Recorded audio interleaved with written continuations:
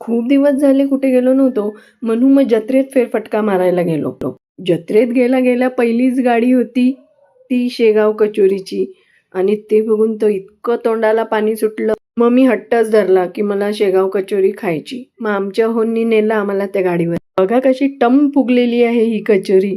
जितकी ती दिसायला छान होती तितकी चवीलाही खूप सुंदर. त्या दादांनी एका वेळेस किती कचोऱ्या तळल्या बघा बरं. त्या गाडीवर जो नंबर होता MH28 तो बघून तर आम्हाला इतका आनंद झाला. MH28 ही बुलढाणा पासिंग आहे आणि आपल्या गावची कचोरी खायला मिळणार म्हणून आम्ही तर खूप खुश झालो. भारतने ते एकावर एक 3 कचोऱ्या दाबल्या.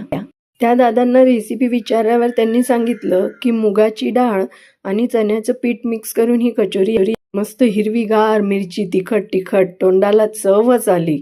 गावची कचोरी खायला मिळाल्यावर मी पण दाबून 5 कचोऱ्या खाल्ल्या.